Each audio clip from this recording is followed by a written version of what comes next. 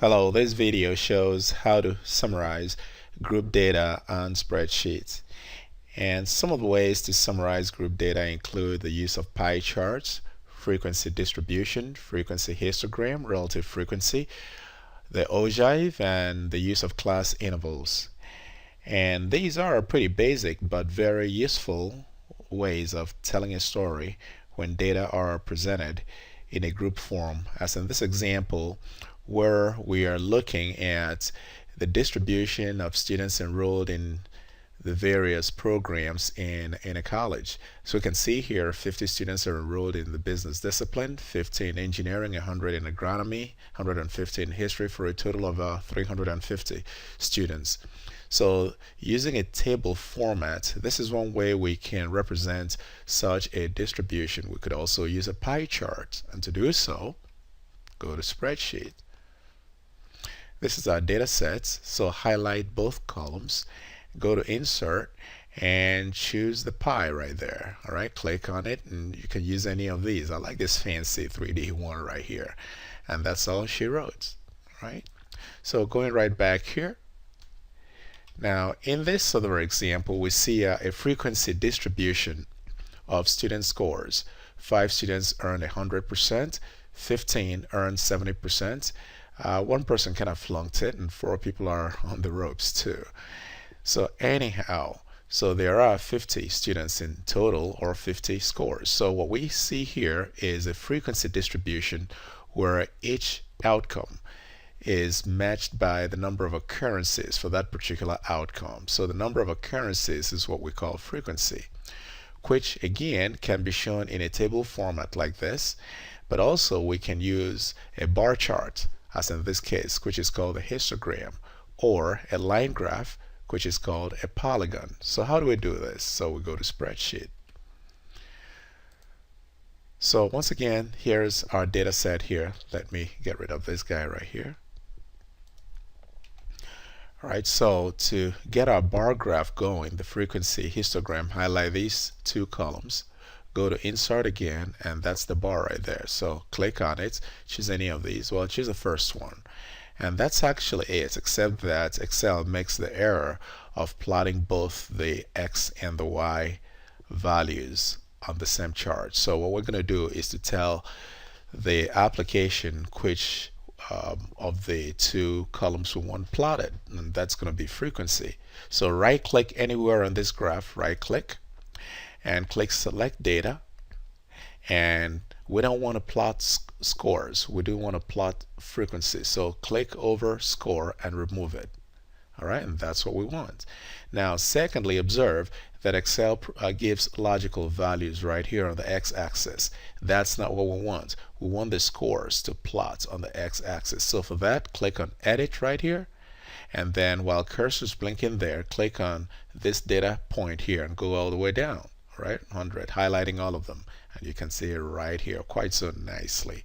OK and OK, and you're done. But observe one quick thing. If frequency, the bars of a frequency histogram are connected, so we need to connect the bars so they can look conventional. So right click on any of these bars, right click, and click Format Data Series.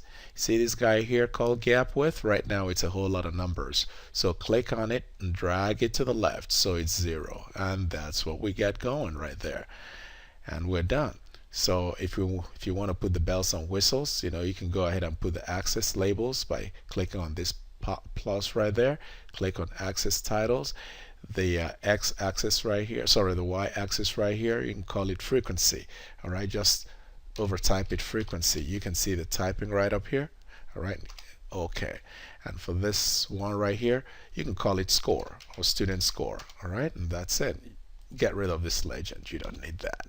And over here, if you like, you can call it frequency histogram. All right, and you can see it up there, right there, frequency histogram. Once done typing, enter, and it registers. And that's all she wrote. How about the line graph called frequency polygon? Again, do the same thing, like so.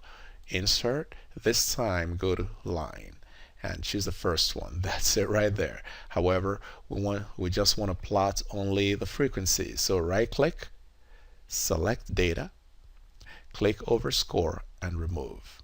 So we have our nice frequency polygon. Now again, also let's use the correct observations for the x-axis. So click on edit and highlight and drag down. Well, highlight all the way down. OK and OK, and we're done. You can remove the legend, and again you can click on this to put the labels. All right, so one other thing though, going back here to PowerPoint. So we've looked at the frequency distribution. We can also construct the cumulative frequencies, which are going to give us the running totals of the frequencies. For example, this 37 that you see here is giving us the running total of all scores 70% and above. This 50 here is telling us that 50 students earn 60% and greater.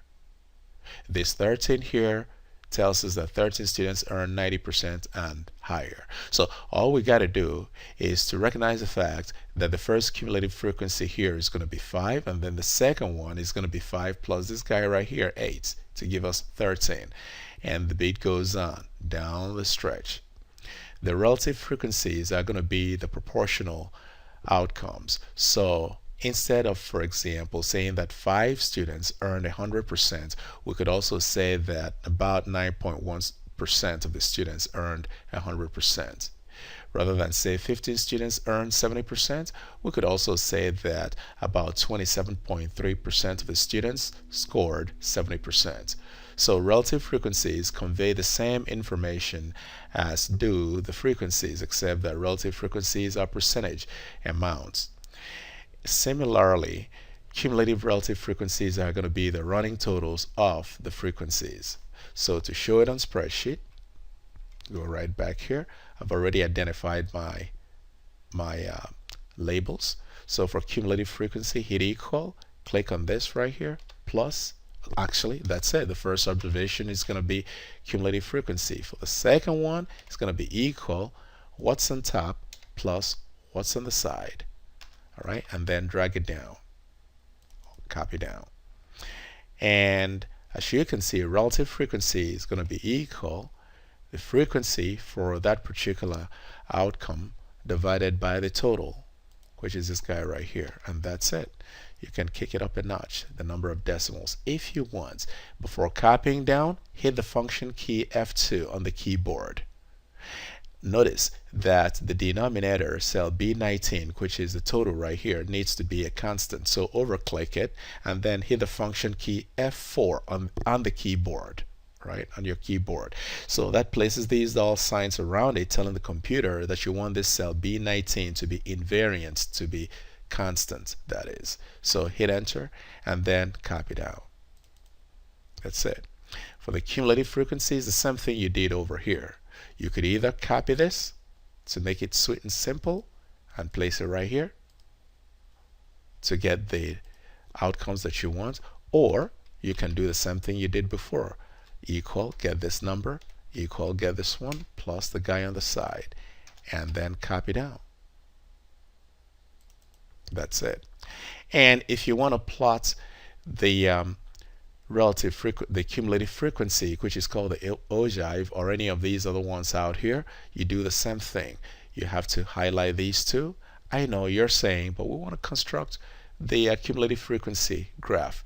You're right, except that Excel plots two adjacent columns. So here's a trick we're going to play.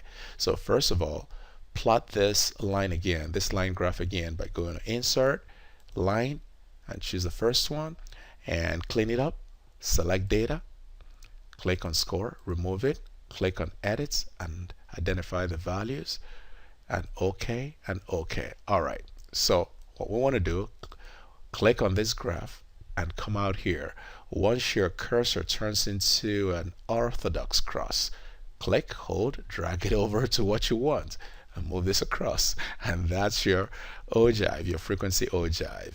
The same thing if you want to plot a relative frequency, just go ahead. Once your cursor turns into a orthodox cross, move it over here, move it over here. And as you can see, the frequency polygon can be constructed using relative frequencies as I've done here, or using frequencies as I did earlier. All right. So, and as well, if I click back here and I grab this and move it over here to cumulative frequency, you can see that this is now the ogive. So again, the ogive can be constructed using data from cumulative frequency, which is this, or data from cumulative relative frequency, which is this. The graphs are going to be identical, although the observations are not calculated exactly the same way.